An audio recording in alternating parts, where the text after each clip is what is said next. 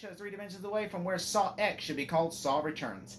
I'm your host, 3W Jake, and today we're looking at Saw X, released in 2023. Saw X is directed by Kevin Greutert, who directed Saw 6 and Saw the Final Chapter.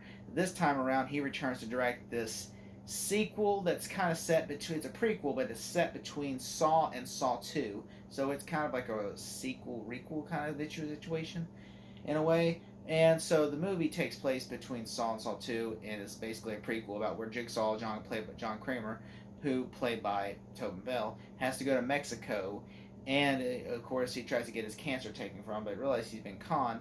He plots and basically plans traps on all these people who wronged him.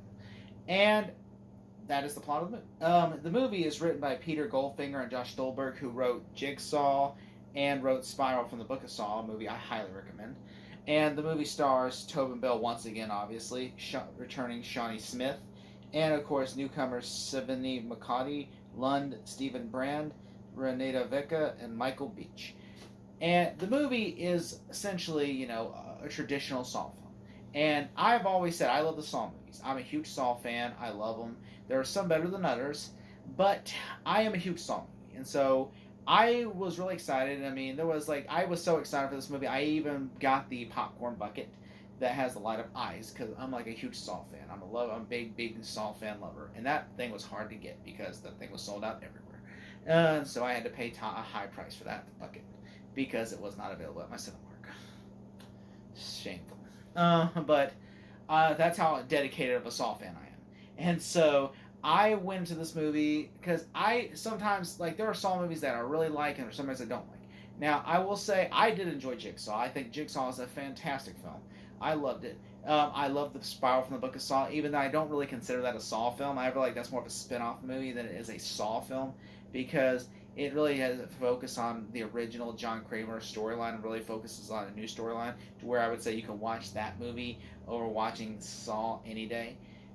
Because if you just watch Spiral, you really don't learn nothing or lose nothing from not watching the other movies. And I learned that the hard way because I showed my niece all the Saw films and that, and she said you didn't really have to watch those because they're a completely different thing, which I agree.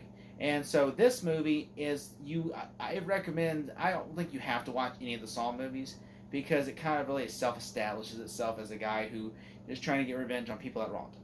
And you kind of realize, oh yeah, he's the Jigsaw killer, even though it really dabbles on the ideology of the sequels, like, oh, hey, I mean, there are some cool callbacks, like, hey, look, it's Amanda from Saw 1 and 2 and 3 and 6. And so, you're like, oh, there. And then you go, oh, it's Hoffman, who in the post-credit scene, where he was in Saw, every Saw movie except for Jigsaw and Spiral. So it's like you have all this stuff, you have all these movies, and so, and I just think that's pretty cool. I mean, I think it builds on the fan base of the Saw film. I do kind of wish it was, like you had the puppet, doing like, hello, I want to play a game. Instead, it's more like just John Kramer doing his regular voice because, he kind of doesn't want to put the fear of God in for the unknown. He wants to know this is me doing this to you because you wronged me. And so I kind of respected that ideology of it. And I do also like the fact that, some of the traps in the movie are really gnarly.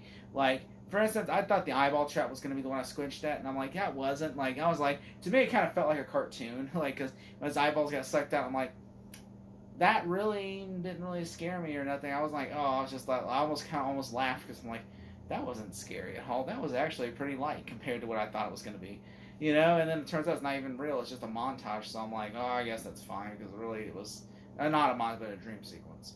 And so, what he could have done to that guy if he wouldn't have stole the money.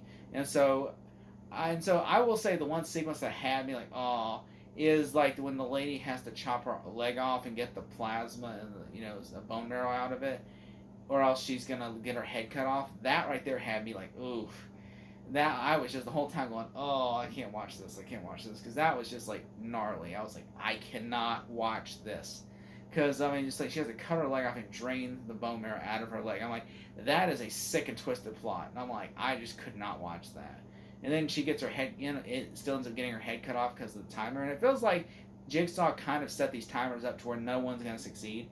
Even though I feel because I was like, okay, this guy's doing all this stuff, but yet he's not, this guy pulls a piece of his brain out and it's going to melt and it's going to And he's like, don't worry about it. The brain will put itself back together. And so he does that, and then of course he runs out of time. And I'm like, he did everything fairly. It wasn't like he was waiting around. Like the girl, I could justifiable say like, well, she was just waiting around too long not to do it. So that makes sense. But as for the guy, I feel like he did it just in time. So I'm like, is he killing these people on purpose? And there was like, the two biggest things that had me though was like the brain thing, and I'm like, oh, I don't like that. And then I was like, and then of course the lady has to cut her like leg off and then gets decapitated. I like those were two things that got me. The eyeball thing didn't get me or nothing, and neither did the other girl. She had to climb up on a thing and cut the thing, and while this heating lamp burns her. I'm like, that to me wasn't scary. I'm like, that just seems like something like they just trying to pitch because they ran out of ideas. Because I'm like, that just doesn't really seem scary. But everything else, I thought the storyline was great, and then have this one guy who like I got ripped off by him, and he and he wants to team up with John Kramer, like he just wants his money back, and he's watching all this sick stuff happen to these people, and he kind of is like, I just want to get my money back, and then he turns out the whole plot twist, he actually works for this girl, and he pulls a gun and makes John Kramer go through her trap. But then like you realize John Kramer planned all this out and everything, and now the big twist is he knew who this guy was, and he plotted all of it out to where this is basically their trap. And so that's why there's two in there for like her, Amanda. It was either him and Amanda or her and the little boy. And so basically this trap was meant for two people because he knew there was going to be two people left. Because the guy's like, there's no way he would know two people. So who was going to do the trap with you? And so I just think that was a pretty cool twist, and how it puts poison in the room and everything. Although I do kind of feel like some of the disbelief of this is, how could like John Kramer, because apparently isn't it the same place? It's the same place that they ripped John Kramer off at. So how would John Kramer have enough time to just set all this stuff up and everything in place, all these death traps in place, without anybody? Because essentially, I'm assuming they have a big business. Wouldn't someone from their previous business show up and be like, "Hey, what are you doing here?" I thought that those were the things I was kind of like, really, like, would this be a smart idea? Wouldn't it be smarter to rent your own place out and do all this stuff? But I mean, that's just me. But I did also like that Shawnee Smith returns, even though you could tell, but him and her aged. Like, there's no way this is a prequel. This is because they look like they're 40 years older. And so I was like, there's no way this is a prequel. But I did like that, and I also like that they brought Hoffman back in the prequel. Even though even though it never explains why, okay, Hoffman's in this movie. I understand he does, like, find all these people. But, like, he showed it for, like, 10 seconds. And saying, like, they're torturing this guy who's like, hey, I was a cancer patient survivor, and they got the cancer out of me, and he's just a con artist. And then they just start saying that there's like this little nail thing stabbing him.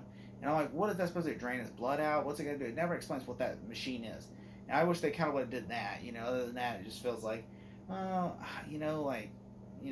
thought I wanted more from that scene. But I did enjoy this movie. It's a very fantastic film. I like the Saw movies. They're all really good films. I really enjoyed this movie a lot. I thought it was a fun time. Is it the best one I've seen? No. Is it better than Spiral or Jigsaw? I would say those are better films. But I really enjoyed this film as a whole. Like, I do think it is better than, say, like Saw 5, and I think it's better than Saw the Final Chapter. But at the same time, I do think I like this movie a lot. I think it's a fun side chapter in the Saw franchise. It's not something I'd watch like over and over again, but I did enjoy this movie a lot. And if I had to give it a grade, I would probably give it a solid B+. Thank you so much.